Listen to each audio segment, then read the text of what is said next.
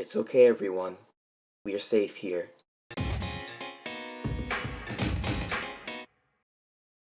The final issue of FIENDship is Magic is finally here. I've been looking forward to this one since the day this series was announced, and you better believe I got some stuff to say about it. So ignore all the headcanon explosions happening up above and let's dive right into this issue right here. The story's formal title is The Many Tales of Queen Chrysalis and begins with the main six visiting the queen, who had been imprisoned in the old castle from the first story arc of the main series. That's one way to explain why she hasn't been in the show. Oh look, she does arts and crafts. That's nice.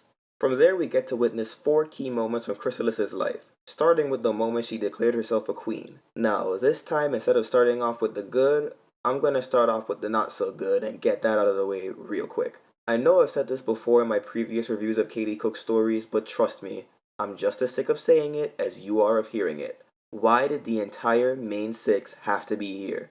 There really is no reason for any of them to be there except for Twilight. It would make sense for Spike to be there since he was Twilight's personal assistant and her direct line to Celestia, and he served as the curious character that sparked the beginning of Chrysalis's tales.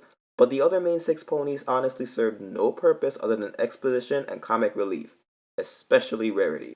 I mean, her jokes were funny, but they kind of distracted from the main plot, especially with that little anecdote she had about her date with 8-Bit. Again, very funny, but way out of place. Katie, you wrote Rarity's micro issue. I know you can do better than this. I also think that by having just Twilight be there to visit Chrysalis, the air between them would have been a lot tenser. If the return of Queen Chrysalis arc and the various posters in the Queen's cell are anything to go by, Chrissy obviously holds a lot of resentment towards Bookhorse, and it would have been a lot stronger if it was just the two of them talking to each other. Okay, we got the not so good out the way, now let's talk about the good. As always, Andy Price's art is amazing, as one would come to expect from him, and you can tell that he really likes drawing Chrysalis. Her feeding scenes are terrifyingly beautiful, and her battle armor has a great design.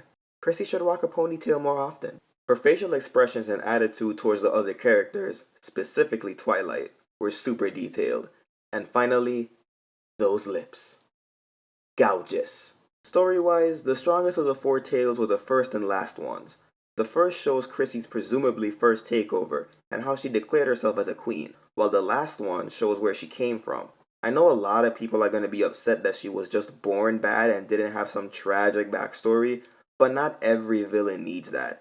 Some of the most iconic villains in media are evil just because that's how they were from the get-go, but they're still loved by many fans. Chrissy was a bad girl from day one. That's all there is to it. Besides, it's still clear that Chrysalis cares for her subjects. Well, most of them. And we still have an interesting origin for changelings as a species. While the second and third tales weren't as strong as the other two, there were still some nice little bits of info, and thanks to all 4, we now know a lot more about Chrysalis and the changelings, including, but not limited to, because I'll probably forget something, how Chrissy became a queen, changelings feed on different forms of love, changelings are not a hive mind and are capable of independent thought, they have lifespans that are comparable to alicorns, how Chrysalis got her holes in a busted up horn, and how Chrysalis was born. If that wasn't enough, we have the ending of the whole issue. Spoiler alert, Chrysalis escapes. That's right, she was able to escape her prison with her changelings in tow, and the story ends with that good old question mark. Prior to the release of this issue, Andy Price made a statement that he and Katie Cook are very invested in Chrysalis's character, and that they purposely left some information out because they have plans for the Queen in the near future, and I for one cannot wait to see those plans come to fruition. Any other notes? Well, while Rarity's page-long date tangent was unneeded and could have been used in a story that was actually about her, it was interesting to see that she was dating 8-Bit, who was a classmate of Shining Armor's when he was at the Canada Academy, and he set up the date. If the main 6 are all roughly in the same age group, I guess it's safe to say that Rarity's into older guys. Guess that ruins my chances. Also, in case you didn't notice, I had a cameo in the issue on this page right here. Right over there. Right there. Oh, and we also got to see Fire Mode Celestia again. This comic was not without its flaws, but it was a fantastic read overall, and I'm gonna have a hard time choosing between this one and Sombra's. Which one did I like more? Well, you'll have to find out when I do my top 5 for this series next week. Now, before I go, I want to thank you guys for all the birthday wishes you sent me. You guys are amazing, and it's great to know that I've got so many people backing me up and supporting me. It's been a great day, and you guys just made it all the better. So, what did you think of the final issue of Fiendship is Magic? And what did you think of the series overall?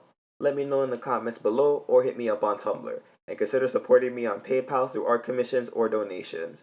Until next time, keep it sketchy, folks. I will give you all my worldly possessions to take away that pink monstrosity and burn it. Which one are you talking about?